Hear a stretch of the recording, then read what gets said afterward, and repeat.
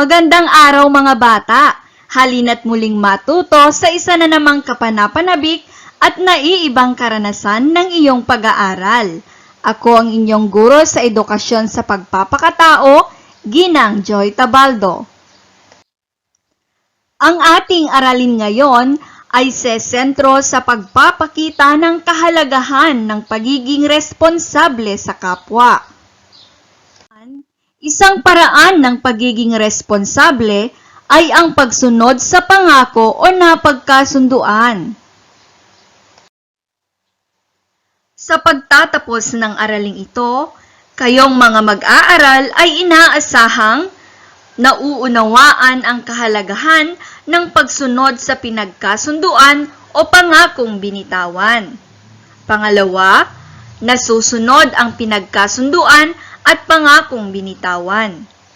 At ang panghuli, nakagagawa ng isang pangako na tutuparin ang mga pangakong binitawan sa pamamagitan ng awit, tula o di naman kaya ay rap. Ngunit bago yan, atin munang damhin ang presensya ng Panginoon sa ating buhay sa pamamagitan ng isang panalangin.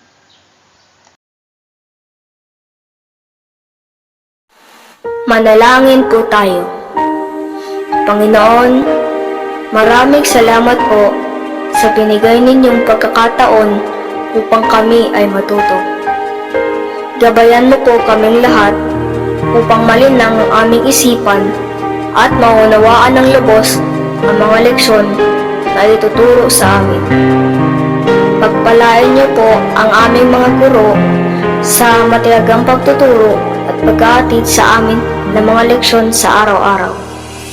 Maraming salamat po, Panginoon. Ikaw po ang aming sandigan at lakas. Amen.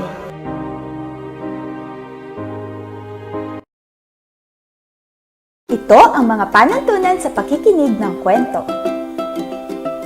Una, ako ay uupo ng maayos. Pangalawa, ako ay tatahimik at hindi makikipagkwentuhan sa aking katabi. Pangatlo, ako ay makikinig para maintindihan ko ang kwento. Pang-apat, itataas ko ang aking kamay kung kinakailangan. Itataas ko lamang kung ako ay may tanong o may sagot sa tanong ng nagkukwento. At pang-lima, susundin ko ang mga patakaran ng may respeto.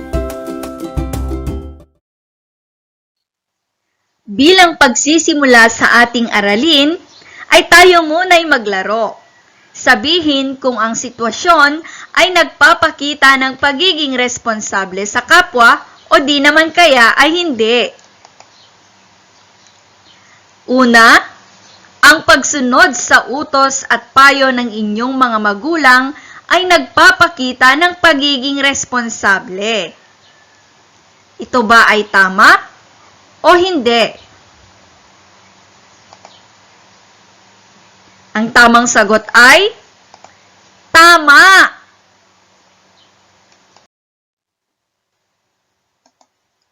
Pangalawa, bawat isa sa atin ay dapat maging responsable para sa lahat ng bagay na nasa kapaligiran. Bawat isa sa atin ay dapat maging responsable para sa lahat ng bagay na nasa kapaligiran. Ito ba ay sitwasyong nagpapakita ng pagiging responsable sa kapwa o hindi? Ang tamang sagot ay tama! Ito ay nagpapakita ng pagiging responsable sa ating kapwa. Tayo naman ay dumako sa pangatlo. Ang pagtupad sa pangako o pinagkasunduan ay nagpapanatili ng mabuting pagkakaibigan. Ito ba ay nagpapakita ng pagiging responsable o hindi? Ang tamang sagot ay tama. Ang sitwasyong ito ay nagpapakita ng pagiging responsable sa ating kapwa.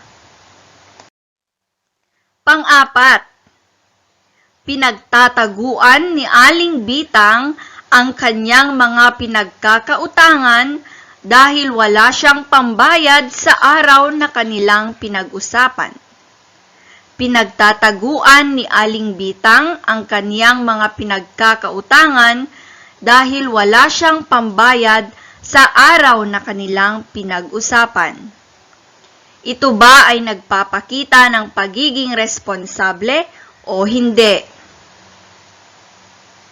Ang tamang sagot ay, ito ay hindi. Hindi ito nagpapakita ng pagiging responsable sa ating kapwa. Tandaan nyo yan, mga bata. At ang panghuli, ipinangako mong isasauli kaagad ang damit na hiniram mo sa iyong pinsan. Isasauli mo na ngayon pa lamang kahit marumi pa ito. Ipinangako mong isasauli mo kaagad ang damit na hiniram mo sa iyong pinsan. Isasauli mo na ngayon pa lang kahit marumi pa ito. Ito ba ay sitwasyong nagpapakita ng pagiging responsable sa kapwa o hindi? Ang tamang sagot ay hindi. Hindi ito nagpapakita ng pagiging responsable sa ating kapwa. Gusto mo bang masabitan ng gintong medalya sa iyong pagtatapos? Naipangako mo rin ba sa iyong magulang noon na gagawin mo ang lahat upang makamit ang hangaring ito? Tunghayan natin ang kwento ng isang pangako at kung paano nito nabago ang buhay ng ating bida. Ang ating kwento ay pinamagatang Ang Pangako ng Gintong Medalya. Si Renel ay isang batang nangangarap na makatapos ng pag-aaral upang matulungan at mairaos sa hirap ang kanilang pamumuhay. Likas na masayahin si Renel at marami siyang kaibigan. Ipinagmamalaki siya ng kanyang mga magulang dahil sa angkin nitong talino na kung saan palagi siyang nangunguna sa klase. Isang gabi, nakita ni Renel na pagod ang kanyang ama dahil buong araw itong nagtrabaho sa bukid. Pinuntahan niya ito at binigyan ng pagkain at inumin. "Tay, pagod na pagod kayo ah. Dinalhan ko po kayo ng pagkain at tubig," sabi ni Renel. "Salamat anak at nag-abala ka pa na dalhan ako ng pagkain at tubig," turan ng kanyang ama. "Hayaan niyo itay, mag-aaral ako ng mabuti upang mairaos ang ating pamumuhay. Gagawin ko ang lahat upang sa aking pagtatapos ay makamit ko na naman ang gintong medalya." Iyon ang isang pangako na sinabi ni Renel sa kanyang ama. Kinabukasan, maagang umalis si Renel upang pumasok sa paaralan. Nakasabay niya ang kanyang mga kaibigan. Masayang-masaya silang nagkwekwentuhan sa daan nang sumagi sa kanilang isipan at napag-usapan ang bagong bukas na computer shop. Malapit ito sa kanilang paaralan. "Narinig ko na magbubukas ang computer shop bukas," sabi ni Lito. Ano nga ang gagawin natin?" tanong ni Renel. Di ano pa, pupunta tayo bukas para malaman din natin ang tinatawag na computer. Pautal-utal na banggit ni Nilo at nagtawanan ang grupo dahil sa pautal-utal na sambit ni Nilo. Sa bahay ay nasambit ni Renel sa kanyang ina at ama kung pwede siyang pumunta sa pagbubukas ng nasabing computer shop. Nay, magbubukas po ang computer shop. Maaari po ba akong pumunta doon bukas? Sabi ni Renel. Narinig iyon ng ama ni Renel at biglang nagsabi, "Anak, okay lang, pwede kang pumunta at para makita mo na rin ang mga makabagong bagay tulad ng computer," sabi ng kanyang ama. Tuwang-tuwa si Renel dahil pinayagan siya ng kanyang mga magulang na pumunta sa nasabing computer shop. Kinaumagahan, araw ng Sabado ay pumunta si Renel at ang kanyang mga kaibigan sa bayan upang saksihan ang pagbubukas ng computer shop.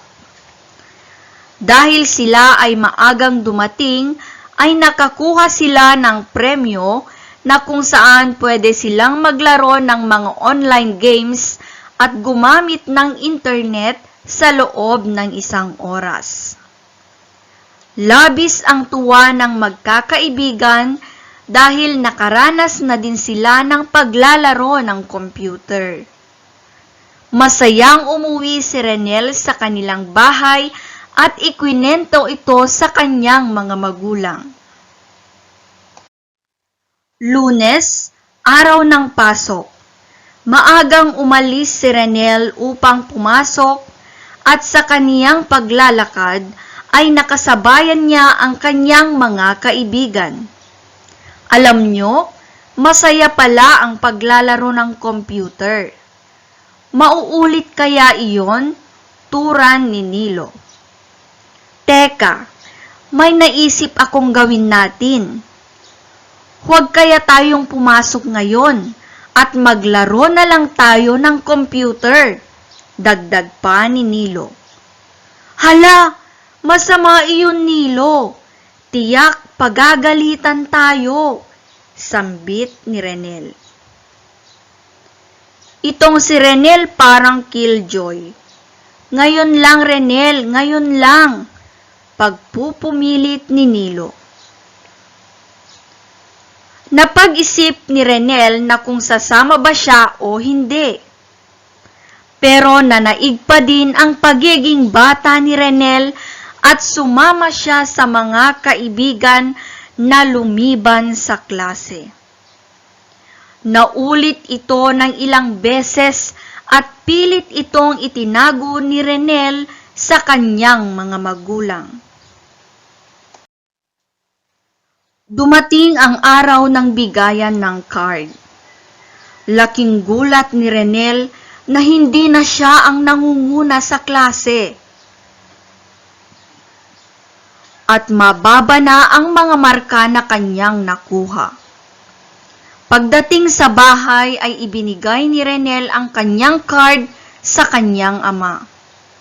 Nagulat ito dahil mababa nga ang markang nakuha ni Renel.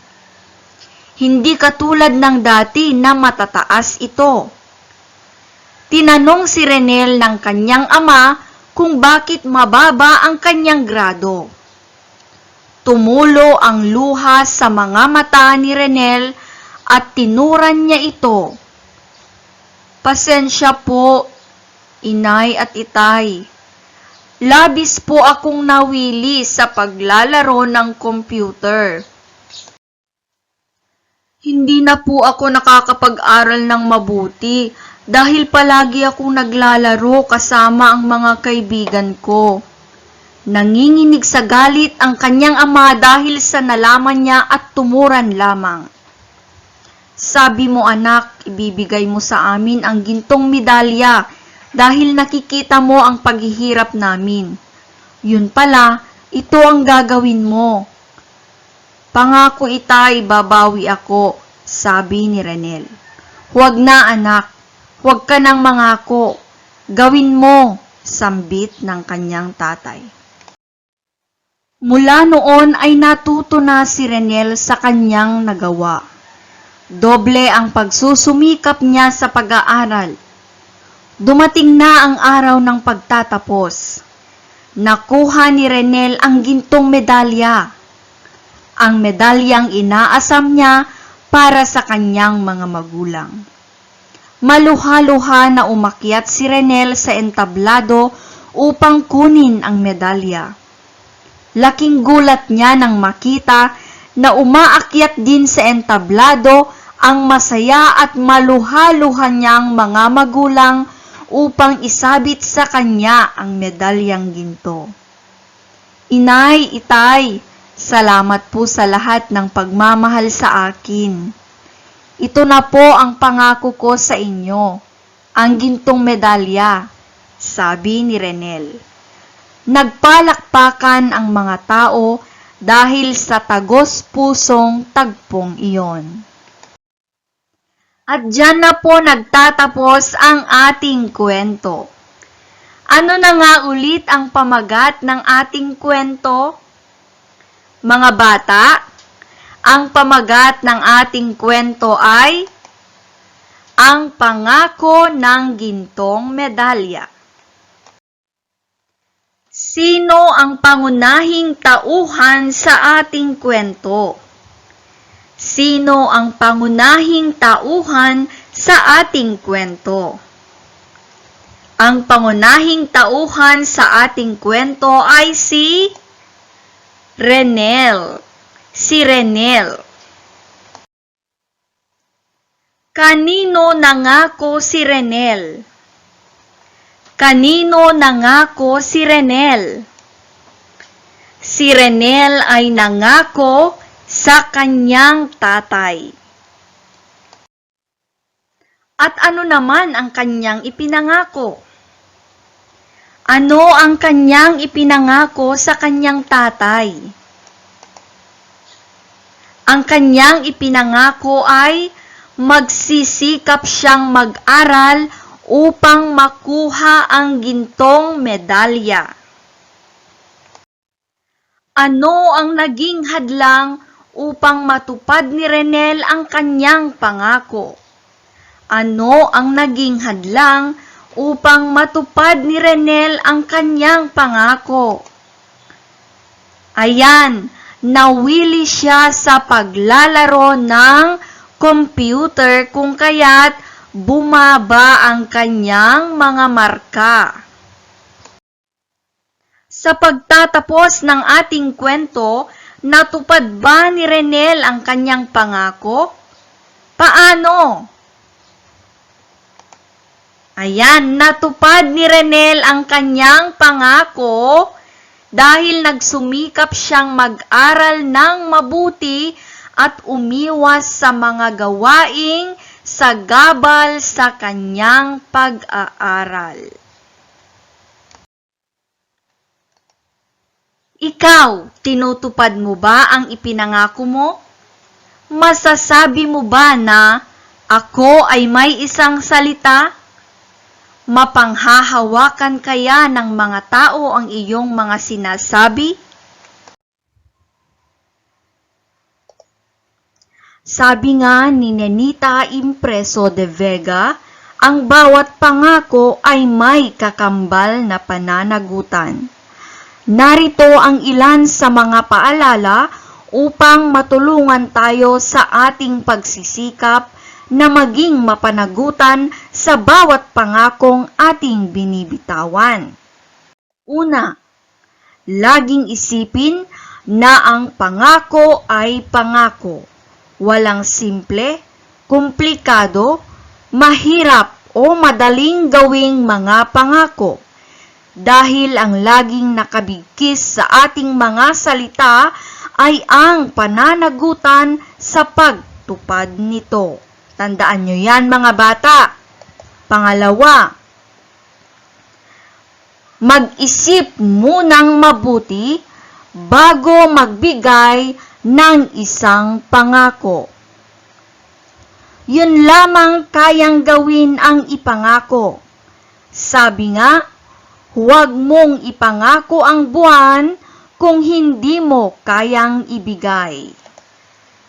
Pangatlo, laging pag-isipan na bawat pangakong ibinibigay sa iba ay kontrata din sa iyong sarili. Higit sa lahat, ayaw natin na mapahiya sa iba. Pang-apat, maghanda rin sa mga hindi maiiwasang pangyayari na maaaring maging hadlang sa iyong ibinigay na pangako.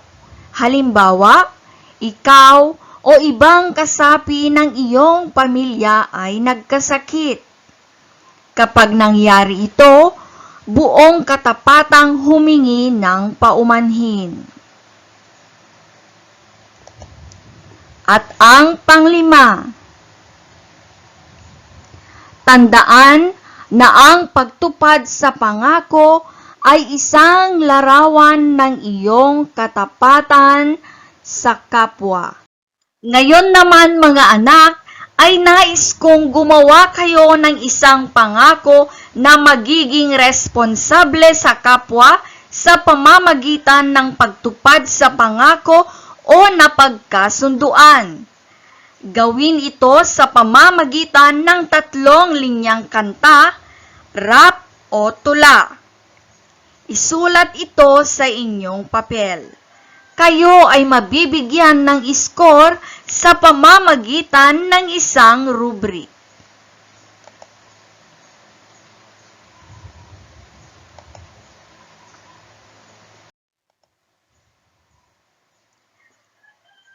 Kayo ay mayroon lamang 5 minuto upang tapusin ang inyong gawain. Kayo ay mabibigyan ng 5 puntos kung nakapokus sa paksa at malalim ang kahulugan ng nabuong awit, tula o rap. 3 puntos naman kung nakapokus sa paksa at makahulugan ang nabuong awit, tula o rap. At 2 puntos kung bahagyang nakapokus sa paksa at makahulugan ang nabuong awit o tula. Ngayon, ang 5 minuto ay magsisimula na.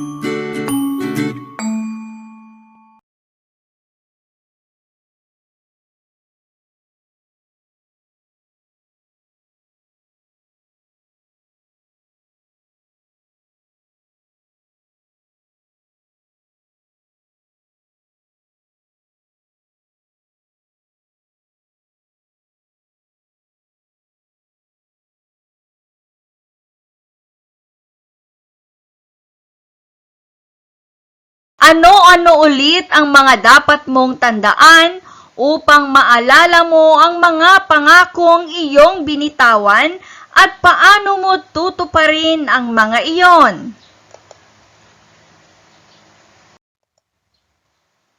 Ayan! Tandaan, ang bawat pangako ay may kakambal na pananagutan. Laging isipin na ang pangako ay pangako. Pangalawa, mag-isip munang mabuti bago magbigay ng pangako. At pangatlo, laging pag-isipan na bawat pangakong ibinibigay sa iba ay kontrata din sa iyong sarili. At pang-apat, maghanda rin sa mga hindi maiiwasang pangyayari. At ang panghuli, tandaan na ang pagtupad sa pangako ay larawan ng iyong katapatan sa kapwa.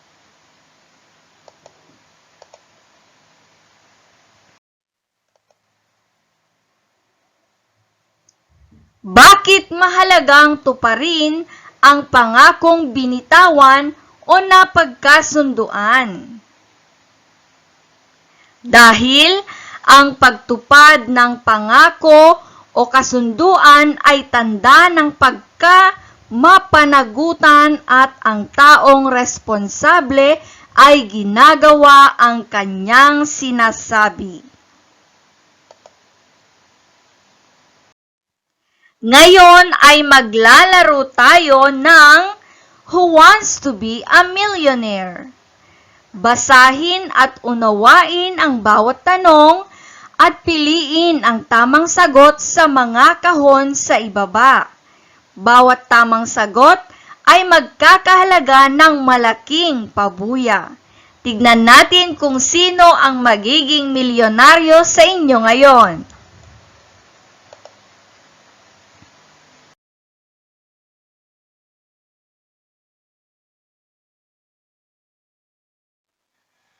Unang tanong. Marumi ang ilog sa inyong pamayanan. Ano ang maaaring gawin ng isang responsableng kabataan na tulad mo?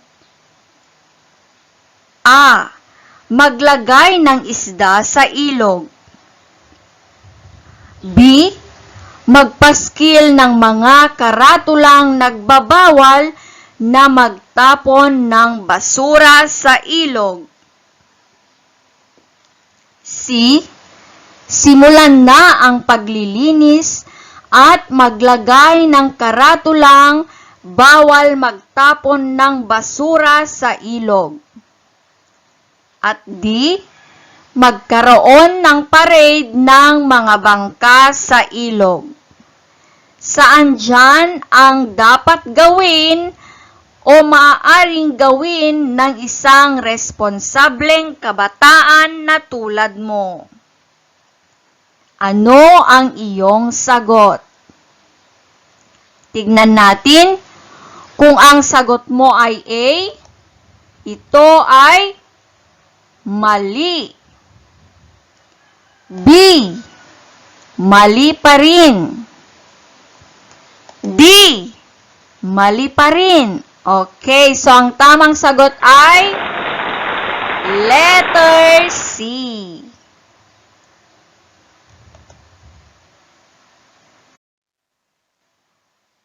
Dumako naman tayo sa pangalawa. Nakita mong ninanakaw ng kapitbahay ang street light o ilawan sa inyong kalsada. Ano ang gagawin mo? Nakita mong ninanakaw ng kapitbahay ang street light o ilawan sa inyong kalsada. Ano ang gagawin mo? A. Aawayin kaagad ang kapitbahay na magnanakaw. B. Ipagbigay alam ang inyong nakita sa mga opisyal sa barangay. C. pagsabihan o kakausapin ang kapitbahay na mali ang kanyang ginagawa. At D. Ipadampot na ang kapitbahay na magnanakaw sa mga pulis. Okay, ano ang inyong sagot? Tignan natin. Letter A, mali. B, ayan, ang tamang sagot ay ipagbigay alam ang inyong nakita sa mga opisyal ng barangay.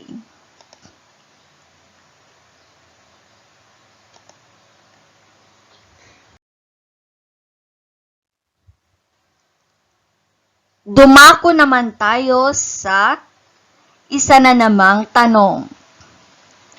Usapan ninyong magkakaibigan na manonood kayo ng cultural show sa plaza. Nakatakda kayong magkita-kita sa hintayan ng sasakyan malapit sa inyong paaralan ng 5:05 ng hapon. Hindi dumating ang mga kaibigan mo. Nalaman mong nauna na sila sa plaza. Ano ang magiging reaksyon mo? A.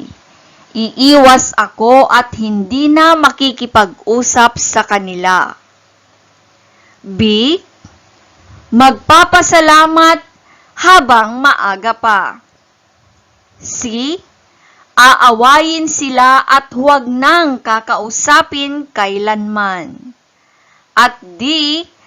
Kakausapin sila tungkol sa nangyari at sasabihin kung ano ang nararamdaman tungkol doon. Ano ang inyong sagot? A, B, C, o D? Tignan natin. Ang letter A, mali. Letter B, mali. C, mali. Kaya ang tamang sagot ay letter D.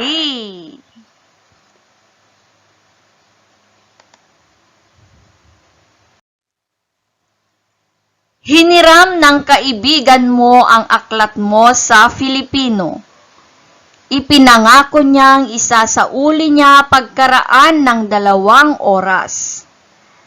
3 oras ka nang naghintay, pero hindi bumalik ang kaibigan mo. Ano ang gagawin mo? A. Kakausapin siya tungkol sa kahalagahan ng pagsasauli ng hiniram sa takdang oras na pinag-usapan. B. Hindi na ako magpapahiram ng gamit. C. Dapat isauli kaagad ang mga hiniram na gamit. At D. Magpapahiram lamang ng mga gamit kung sa tabi mo lang siya gagamit. Ano ang iyong sagot? Kung ang sagot mo ay A, tama ang iyong sagot. Ayan.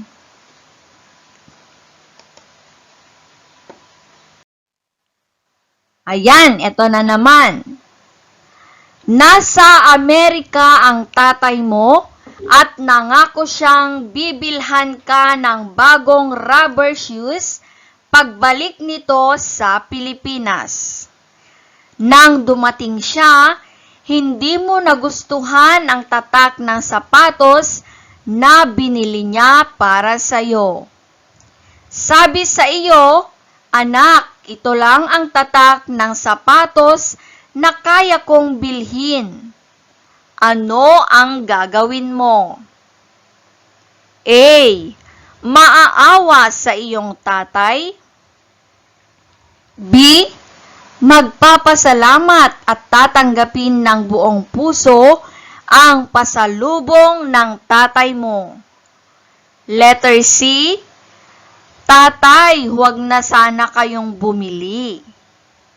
At letter D, ibebenta ko ang sapatos, total bago naman iyon, at bibili na lamang ng ibang tatak na gusto ko.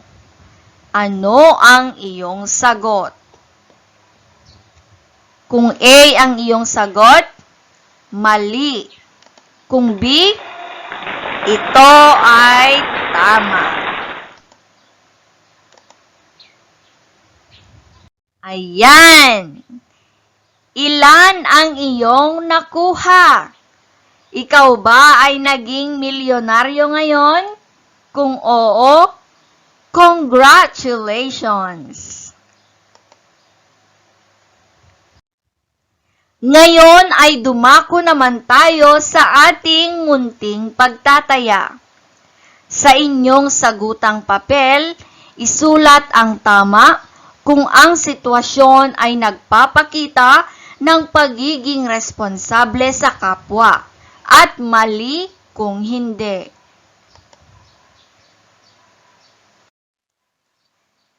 Mayroon kayong 5 minuto upang tapusin ang pagtataya.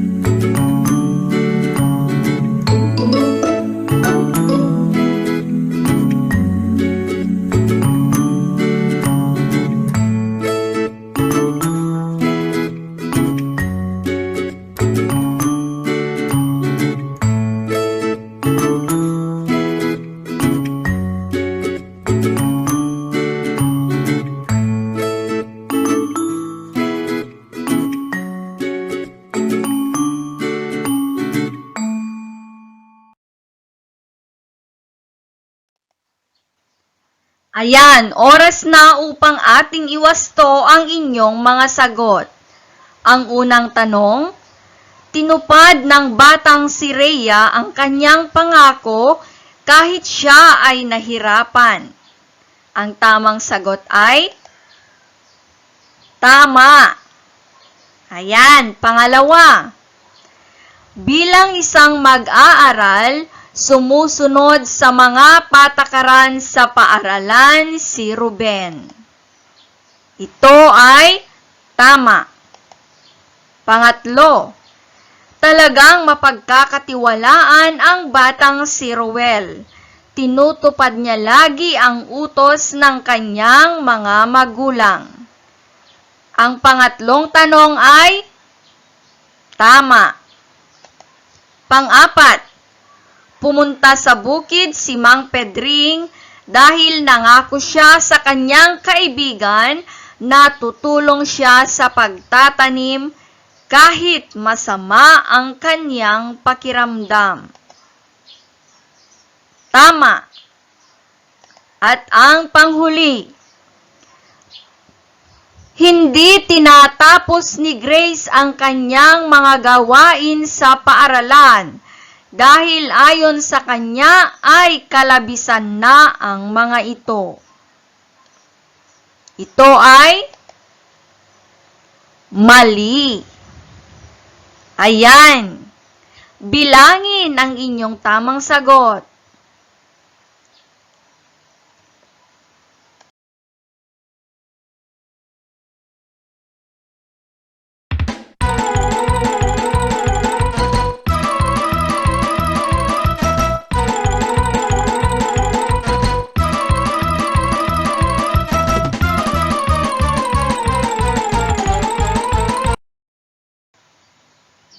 At dyan na nga nagtatapos ang ating aralin sa araw na ito. Maraming salamat mga anak sa inyong pakikinig.